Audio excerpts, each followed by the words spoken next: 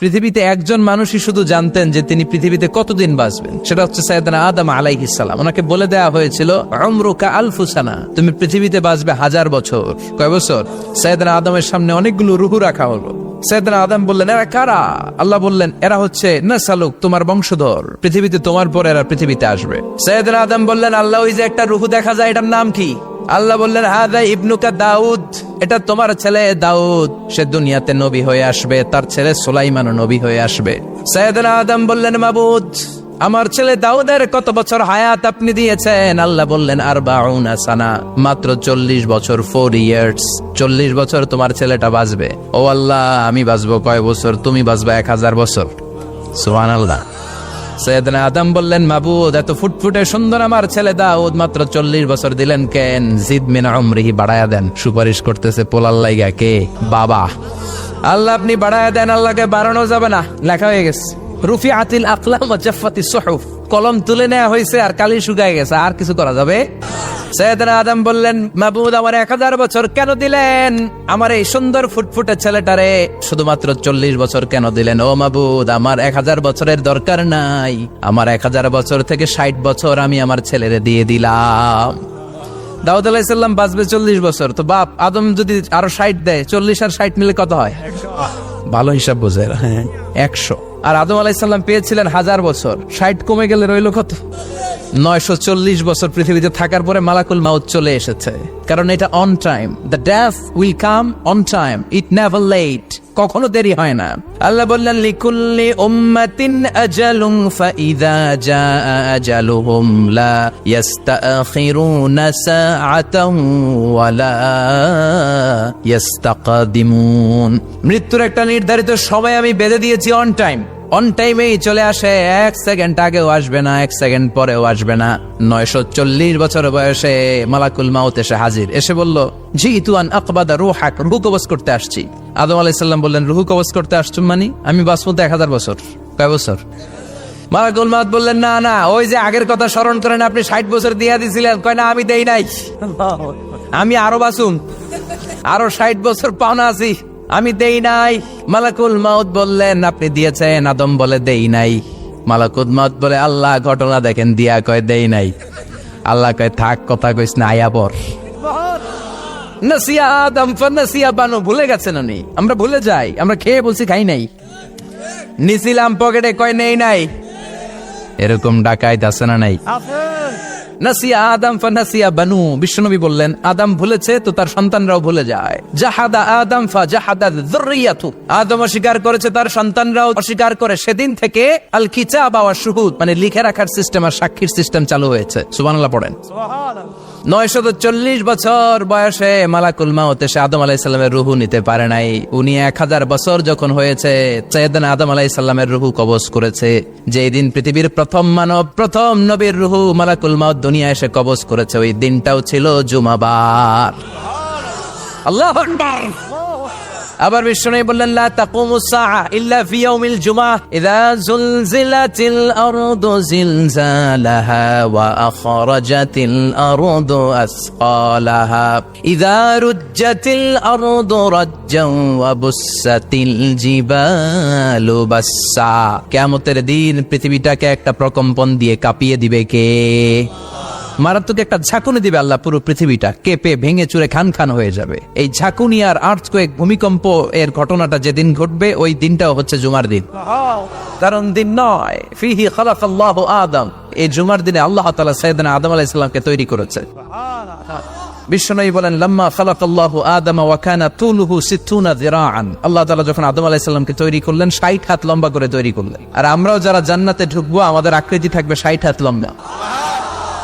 আল্লাহ সাইয়েদনা আদমকে তৈরি করলেন এই জুমার দিনে। আবার সাইয়েদনা আদম আলাইহিস সালামকে পৃথিবীর বুকে তিনি পাঠিয়ে দিয়েছিলেন এই জুমার দিনে। সুবহানাল্লাহ। কুল নাহবিতু মিনহা জামিআ, ও Adam, go down with your wife, তোমার স্ত্রী হাওয়াকে নিয়ে পৃথিবীতে নামো। সাইয়েদনা আদম আলাইহিস সালামকে আল্লাহ তাআলা পাঠিয়েছিলেন শ্রীলঙ্কার একটা পাহাড়ে, অ্যাডামস পিক। ওখানে ঐতিহাসিকভাবে প্রমাণিত, এটা হাদিসে নেই, কুতুবুত তারিখে এসেছে। শ্রীলঙ্কায় একটা পাহাড় আছে, কলম্বো থেকে অনেক দূর। ওই পাহাড়ের চূড়ায় সাইয়েদনা আদম আলাইহিস সালামের ফুটপ্রিন্ট আছে। ফুটপ্রিন্ট মানে পায়ের ছাপ। সুবহানাল্লাহ পড়ো। এটারে বলে ফিঙ্গারপ্রিন্ট। এটারে কি বলে?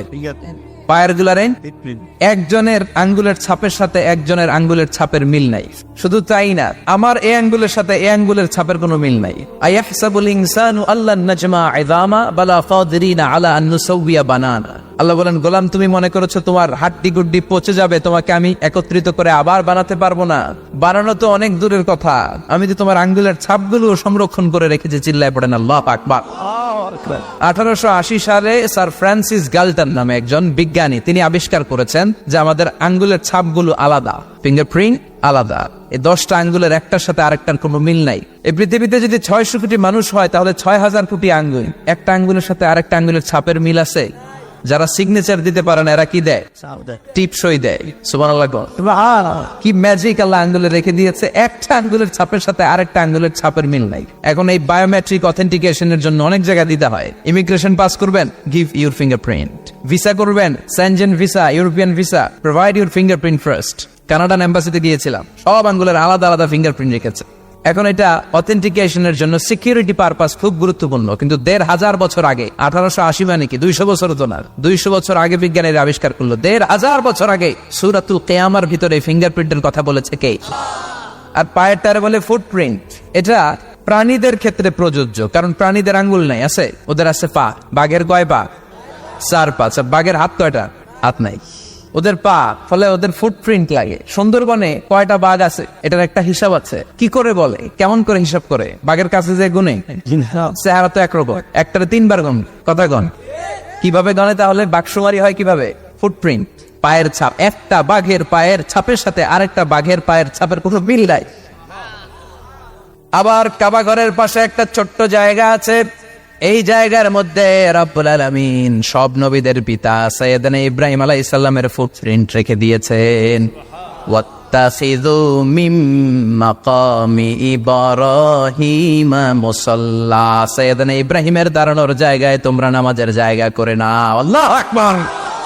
সাইয়েদনা ইব্রাহিম আলাইহিস সালামের পায়ের ছাপ আছে কিন্তু মাকাম ইব্রাহিম, আর সাইয়েদনা আদম আলাইহিস সালামের পায়ের ছাপ আছে অ্যাডামস পিকে, শ্রীলঙ্কার ওই পাহাড়ে। তো যেদিন আদম আলাইহিস সালামকে আল্লাহ ওখানে পাঠিয়ে দিয়েছিলেন, ওই দিনটা ছিল জুমার দিন। সুবহানাল্লাহ নাই? এরপরে সাইয়েদনা আদমকে পাঠানো হলো শ্রীলঙ্কায়, সাইয়্যিদাতুনা হাওয়া আলাইহিস সালামকে পাঠিয়ে দেয়া হলো সৌদি আরবের জেদ্দা শহরে। আরবিতে জেদ্দা বা জাদ্দা মানে দাদি, জেদ্দাতুন বা জাদ্দাতুন মানে কি? দাদি। হাওয়া আলাইহিস সালাম আমাদের সবার দাদি, ঠিক কিনা? ওনার নামে এই শহরের নাম। বছরের পর বছর সাইয়েদনা আদম আলাইহিস সালাম এবং হাওয়া আলাইহিস সালাম আল্লাহর কাছে ক্ষমা চাইলেন, আল্লাহ ভুল করে নিষিদ্ধ গাছের ফল খেয়েছি, তুমি মাফ করে দাও। আল্লাহ বললেন, আদম কয়েকটা কালিমা শিখিয়ে দেব, এই কালিমাগুলোর পরে আমার কাছে দোয়া করো, আমি কবুল করে নিব। আল্লাহু আকবার। আল্লাহ শিখিয়ে দিলেন আর বললেন, আদম পড়ো, রাব্বানা যালামনা আনফুসানা ওয়া ইল্লাম তাগফির লানা ওয়া তারহামনা লানাকুনান্না মিনাল খাসিরিন। ও আল্লাহ, জুলুম করেছি নফসের উপর, ভুল করেছি, অন্যায় করেছি, আপনি যদি ক্ষমা না করে দেন আমরা শেষ হয়ে যাব, আমরা হালাক হয়ে যাব, ক্ষতিগ্রস্তদের মধ্যে শামিল হয়ে যাব, ঠিক কিনা? আল্লাহ সাইয়েদনা আদম আলাইহিস সালামের তওবা কবুল করলেন। ওনার কাজ হচ্ছে তওবা কবুল করা। আমাদের কাজ গুনাহ করা, শয়তানের কাজ ওয়াসওয়াসা দেওয়া, আল্লাহর কাজ খালি মাফ করা। তার মানে আদম সৃষ্টি হলো জুমার দিনে, দুনিয়ায় নামিয়ে দেওয়া হলো জুমার দিনে, তওবা কবুল করে নেওয়া হলো জুমার দিনে, রূহ কবজ করা হলো জুমার দিনে, আবার কিয়ামত সংগঠিত হবে জুমার দিনে। পড়েন সুবহানাল্লাহ। আবার বিশ্বনবী বললেন, আর রমাদান ইলা রমাদান, এক রমজান থেকে আরেক রমজানের মাঝখানে যত গুনাহ হয় মাফ করে কে? তারপরে বিশ্বনবী বললেন, আল উমরাতু ইলা আল উমরা, কেউ যদি একবার উমরা করে পরে আবার করলে 2 উমরার মাঝখানে গুনাহগুলো মাফ করে দেয় কে? আবার বিশ্বনবী বললেন, আল জুমআতু ইলাল জুমআ কাফফারাতুন লিমা বাইনাহুমা, এক জুমার পর থেকে সামনের জুমা আসা পর্যন্ত যে সগীরা গুনাহগুলো হয় সবগুলো সগীরা গুনাহ মাফ করে দেয় কে? সারা সপ্তাহে ভুল ত্রুটি অন্যায় যা করলাম জুমার নামাজের বদৌলতে সব গুনাহ মাফ করে দেয় কে?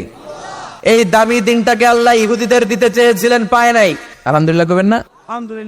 ইখতিলাফু, তারা ইখতিলাফ করে হারাইছে এটা। এই দামি দিনটা রব্বুল আলামিন নাসারাদেরকে দিতে চেয়েছিলেন, ফাখতালাফু, ওরাও ইখতিলাফ করে হারাইছে। এজন্য ইখতিলাফ ভালো জিনিস না খারাপ জিনিস? ইহুদিদেরকে আল্লাহ দিতে চাইলেন, ইখতিলাফ করে হারাইছে, নাসারারাও হারাইছে। ফাজা আল্লাহু বিনা ফাহাদানা বিহাদা দ্বীন, রব্বুল আলামিন এই দিনটা আমাদেরকে দিলেন, আমরা ইখতিলাফ করি নাই, বিশ্বনবীর হাতে হাত রেখে ঐক্য করে ঘোষণা দিয়েছি জুমার দিন আমাদের সাপ্তাহিক দিন। সুবহানাল্লাহ। বিশ্বনবী বলেন ফাগাদান লিল ইয়াহুদ, সাপ্তাহিক আনন্দের দিন ইহুদিদের জন্য হচ্ছে শনিবার, ইয়াউমুস সাbt, ও বাদা গাদ লিন নাসারা, আর খ্রিস্টানদের জন্য হচ্ছে রবিবার, আর আমাদের জন্য হচ্ছে শুক্রবার। চিল্লায় পড়েন আল্লাহু আকবার। তার মানে জুমার দিন, জুমাবারের মর্যাদা বেশি না কম? চিল্লায় বলেন বেশি না কম? জুমার দিন সকালবেলা ফজরের নামাজের পর থেকে ফেরেশতারা যতগুলো মসজিদে জুমা অনুষ্ঠিত হয় ওই মসজিদে ঢোকার প্রতিটা দরজার মধ্যে দাঁড়িয়ে থাকে। কারা কারা আগে আগে জুমার নামাজ পড়ার জন্য মসজিদে যায়, প্রত্যেকের নামগুলো একটা জান্নাতের রেজিস্ট্রি খাতার মধ্যে তুলে নেয়। এই নামগুলো স্পেশালি আল্লাহর কাছে পাঠানোর জন্য। ডানে বাঁয়ে সামনে পেছনে যতগুলো দরজা, প্রতিটা দরজায় ফেরেশতারা বসে থাকে। কে আগে আসলো নাম তুলে দেয়। তুলতে তুলতে তুলতে তুলতে খতিব সাহেব যখন খুতবা দেওয়ার জন্য মিম্বারে যেয়ে বসে যায়, ফেরেশতারা তাদের খাতা বন্ধ করে তারাও খতিব সাহেবের সামনে জুমার খুতবা শোনার জন্য বসে যায়। পড়েন সুবহানাল্লাহ। প্রথম জুমার দিন জুমার মসজিদে যে ঢুকবে, বিশ্বনবী বললেন আল্লাহর রাস্তায় একটা উট কুরবানি দিলে যেই সওয়াব, এই সওয়াব আল্লাহ আমলনামায় দিয়ে দেয়। দ্বিতীয় পর্যায়ে যে ঢুকে, বিশ্বনবী বললেন বাকারা, গরু কুরবানির সওয়াব পায়। 3 নম্বরে যে ঢুকবে, বিশ্বনবী বললেন কাবশা, হাদিসের ভাষায় এসেছে আল কাবাস, কাবাস মানে হলো বকরি, বকরি কুরবানির সওয়াব। 4 নম্বরে যে ঢুকবে তার হচ্ছে দাজাজা, দাজাজা মানে মুরগি। 5 নম্বরে যে ঢুকবে, বিশ্বনবী বললেন বাইদা, নোয়াখালীরা কয় বয়দা, আমরা কই আন্ডা, কুমিল্লায় কই ডিম। আছে না নাই? এক দেশের কত ভাষা, এক দেশের গালি আরেক দেশের বুলি। আমরা বলি ছেলে, কুষ্টিয়ায় বলে পুত্র, আরেক জায়গায় গেলে বলে হুত, আরেক জায়গায় গেলে বলে ফোয়া। আছে না নাই? এক এলাকায় বলে বেটা ছেলে, ছেলেদেরকে বেটা ছেলে, মরদ ফোয়া, মরদ ফোয়া হইতে না, মরদ ফোয়া হবে। আহা, কি ভাষার বৈশিষ্ট্য। তো যেটারে আমরা বলি ডিম, কোথাও বলে আন্ডা, কোথাও বলে বয়দা। তো এই বয়দা আল্লাহর রাস্তায় দান করে দিলে যেই সওয়াব, পঞ্চম ব্যক্তি ওই সওয়াব পাবে। এই 5 জনের পরে আর লেখালেখি নাই, বাকিদেরটা নরমাল এন্ট্রি করে সব ফেরেশতারা খুতবা শোনার জন্য বসে যায়। সুবহানাল্লাহ।